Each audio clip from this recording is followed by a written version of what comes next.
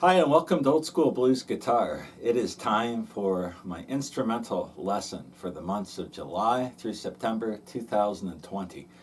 This time around, I'm going to attempt to figure out the holy grail of electric blues guitar instrumentals. Magic Sam's Lookin' Good, which was featured on his album called West Side Soul in the late 1960s. This is a really tough song to figure out. And what I want to do here is call this not so much a lesson, but let's call it a discussion. And what I'm going to try to do is go through each part of the song the best I can and show you what I figured out and how I think it could be played.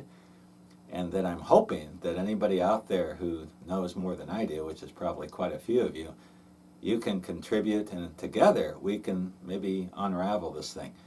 Now, there's several people that I've seen teach lessons on YouTube. One problem with those lessons, not to be critical, I think they teach what they teach well, but they only teach one part of the song. And Magic Sam's Lookin' Good has several different parts to it. And so far, I don't think anyone here on YouTube has tried to figure those things out. So that's one of the things we're going to try to do. Also, there's some people who actually perform this song, and the one guy I know that does a great job is George Bedard, and he is a guitar player from Ann Arbor, Michigan. And he's got a couple live versions of him playing this on stage, which are just fantastic. And he does it a little differently, but again, this is a song that is really hard to figure out note for note, and I'll try to explain why as we go through.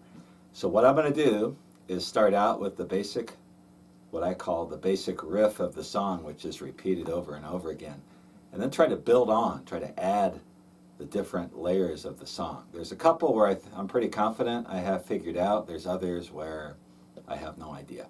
So I'll just give you my best guess. If that's not good enough for you, sorry, that's the best I can do.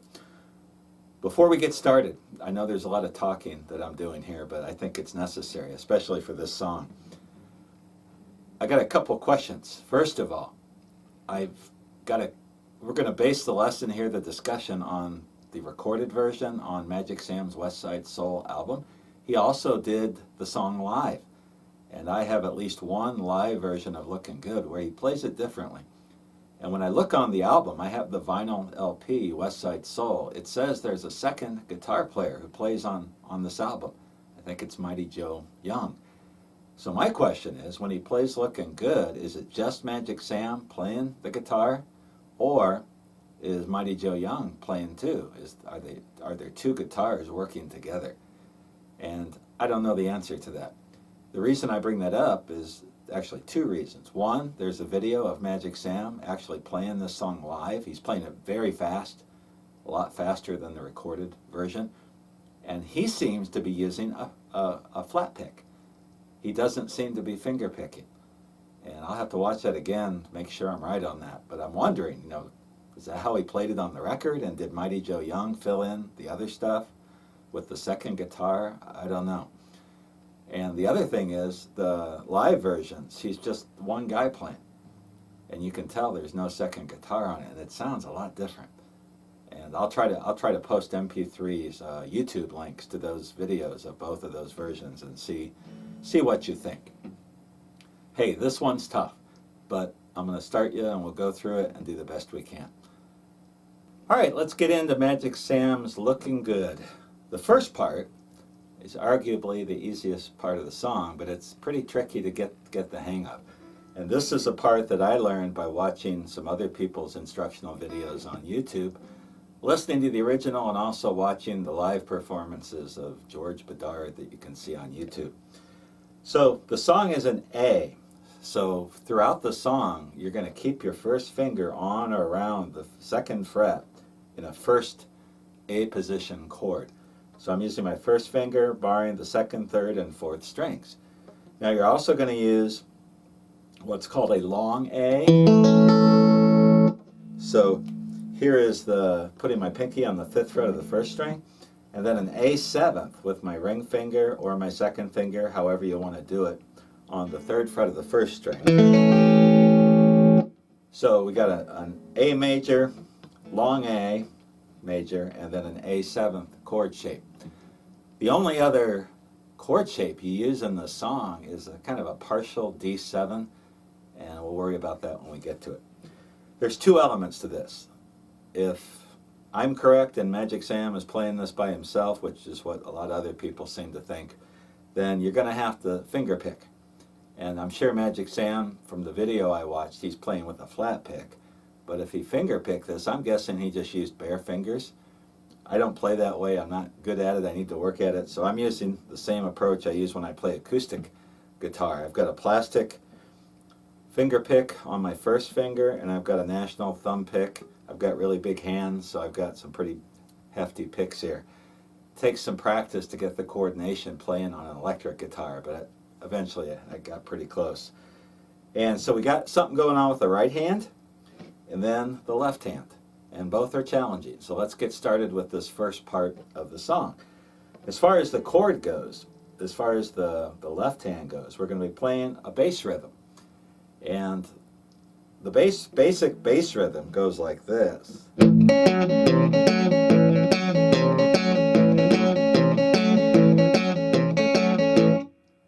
So let's figure out how to do that, and then we'll just keep adding things to it. So I'm keeping my first finger anchored. I'm starting out getting the open fifth string, and I'm doing that with my thumb. So when you hear me get the fifth and the fourth string, it is my thumb.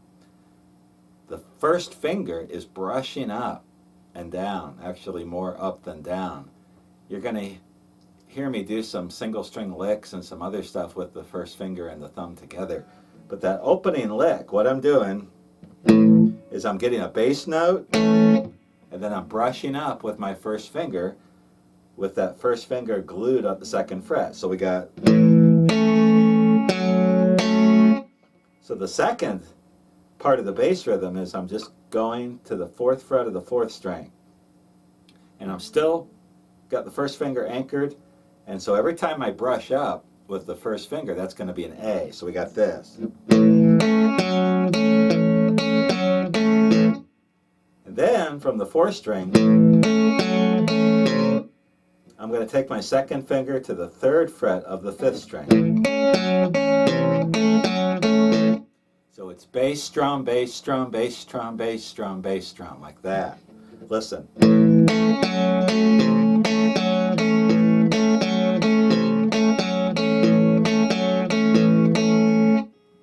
And so on. It's kind of hard to play out of context. So that is the basic part of the song that you have to get down before you go anywhere else. Now the brush with the first finger, he varies that throughout the song. And sometimes it sounds like he maybe just gets the fourth string, third, fourth string. Other times it sounds like he brushes more of the entire A chord. You can mix it up, vary it throughout the song. Sometimes you can control it, sometimes it just happens. But start out with this thing. So I'm picking the fifth and the fourth string, always with the thumb, and brushing up. I don't have a close-up camera that I can use, so I just back my camera up so you can see the right hand.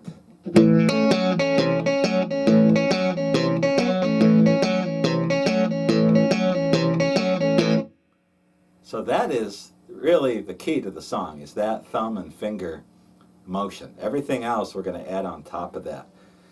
So anyway, that's the first part. Now we're going to add something to it. And we're going to add this leg.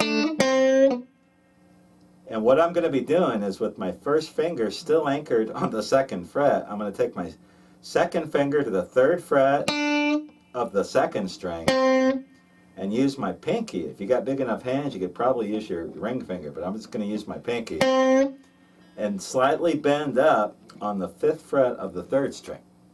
And we're going to toss that in with the rhythm. Here's how it goes.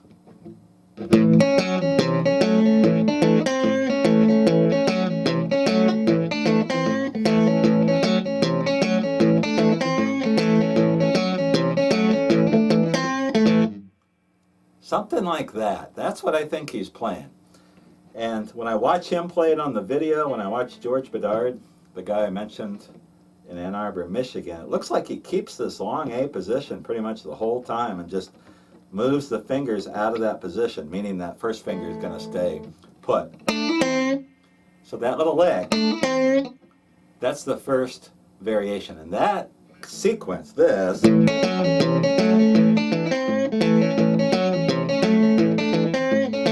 that's what he plays most throughout the song. You're going to play that more than anything else. One question I've always had is when he's doing this, what happens to the bass? Does he keep the bass going? Or does he drop out on the bass entirely? Or what does he do there? My solution is I keep the alternating bass going between the fifth, the open fifth string, and the fourth string, so like this. So I got this. I'm still playing that bass. Let me do that again. There we go, just like that.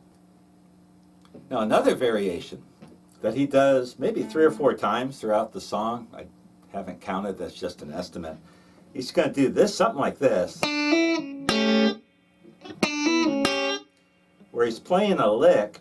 This is over kind of this A7 double stop, but we're keeping in this long A position. And I think the way I do it, or try to do it, is use my second finger again on the 3rd fret of the 2nd string, and then hammer on to the 5th fret of the 2nd string with my pinky, and then come back to the A7th, really the top 2 strings of that chord. You can play as much of it as you want. So this variation goes like this, and he starts out the tune.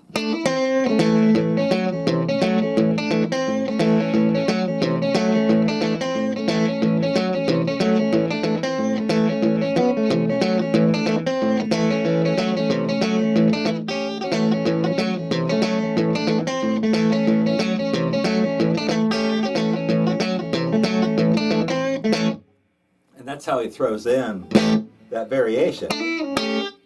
Again, I don't know how he's playing that. That is just my guess. Does he take his hand off completely? It sounds like the bass is still going. So while you're doing that, you got to keep some form of bass going. Exactly what he's playing there, I have no idea. I've experimented with different things. Even tried a monotonic bass, which is just one note, thumping on one note. Doesn't seem to be it. Seems like he keeps the alternating bass going between the 5th and the 4th strings. So what I've shown you so far is really what he plays, the rhythm or the main part of the song throughout the first 3 quarters. Now later, at the very end of the song, he does a variation on that, another variation. And there's actually one other one that I think I heard just today when I was getting ready to do this lesson that I'd never heard before. And that's the thing about listening to these old songs. Sometimes you listen to it and you think you hear something, and you go back, a day later, a month later, and you hear something totally different. So this is my interpretation of the song right now. So anyway, that's the first part of the song. Now, there's 2 special parts that happen. One is what I call like a riff, and he does this A7th riff. And let me play it for you, because this is how I think he does it. And again, this would make a lot more sense if there was a second guitar player filling up the space, but maybe he did this by himself. This is how I think he's doing it. So we're chugging along.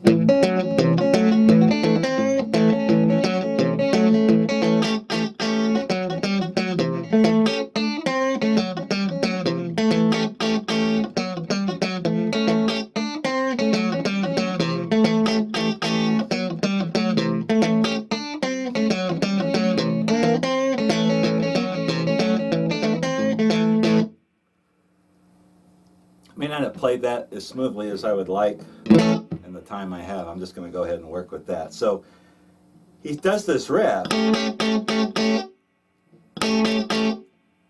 I've seen guys play it like this, or this A7th double stop. But to me, if he's keeping the alternating bass going with the thumb, you'd have to drop out completely to play those licks. And maybe it works, especially if you have a second guitar player filling things up, but if you're playing it yourself, it makes more sense to just use this A7th shape, which you pretty much already have. So I'm doing this. Let's take it in context.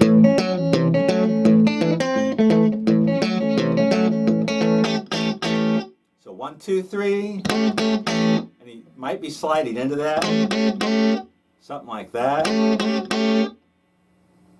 Again, listen to it, see what you think. That's a little harder to do, so to start out, I'm just going to pick it. And then right here, major variation. I listen to the bass, and I think he's doing this. So he's walking the bass like a shuffle.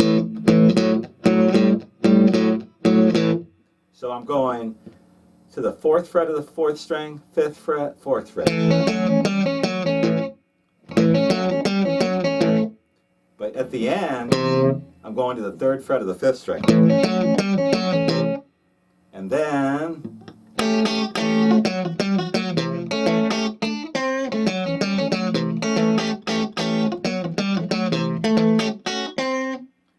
there's a couple times when he does this A7th where I think he goes, but with the A shape. And then there's another time where it sounds like instead of going to the 3rd fret of the 2nd string, he's going, just taking the 2nd finger off, and with that A shape, he's getting the 2nd fret of the 1st string. So we got this. Before he goes to that right there. I don't know. This is really hard. So this is where I'm counting on other people to chip in. So what I think he's doing is playing that riff and then keeping that going. And the more you can move your fingers and cover more strings, strum more strings as you're doing that, the more full it's going to sound.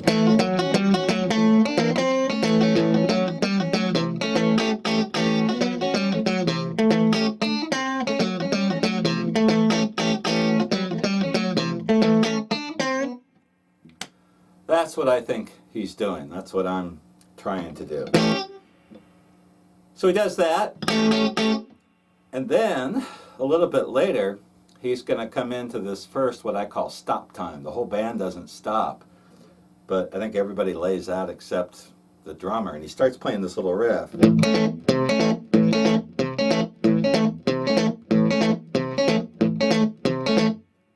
Not very hard to play, but it's hard to get it to sound just like he did. I'm still not sure when he's coming down with the thumb which strings he's getting or how he's getting the sound. It almost sounds like he's getting one string, but it doesn't. I haven't figured out how you could do that. So what I'm doing here is I'm getting the open 5th string, and then I'm doing the strum where I'm brushing up with my 1st finger and then brushing down with my thumb, getting more than just the open 5th string. So it's like this. And when I come down, I'm going to get that 3rd fret of the 5th string. So the first time, open 5th, like that. So it's boom to jump, doom to jump.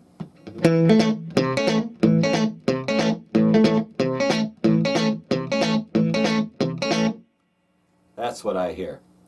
That part, I think, maybe I got it, maybe I don't. But anyway, he gets into this.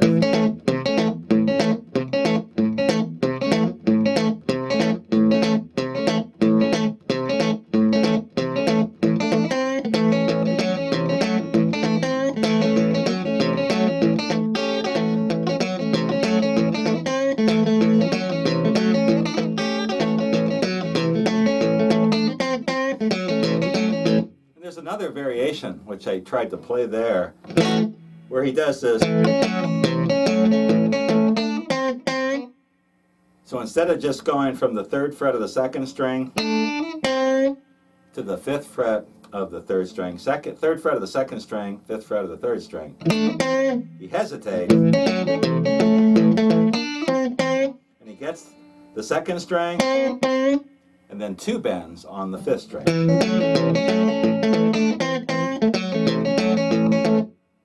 Again, does he keep the bass going while he's doing that? Does he lay out? I don't know. But I hear that. And if you listen carefully in the first, what I've covered now is what I call the first half of the song. There's a lot of subtle little things that he does, and I think I've covered most of those. And once you get the basic riffs and kind of the idea of the song, you can start going in and dissecting it a little more, which is what I've done. So the first part of the song, I'm not going to try to play it all the way through. I've never played this, like performed it or anything. I want to, and I'm working on it. But my goal is to first get it down. And there's no way you're going to get this 100% exactly the way Magic Sam played it. There's too many parts that they're just impossible to hear clearly what's going on. But you can get enough to make it cool. Listen to George Bedard's versions. He plays some great versions of this song. Okay, so that's like the first half of the song. Now we're going to move into the harder parts. Yep, it gets harder.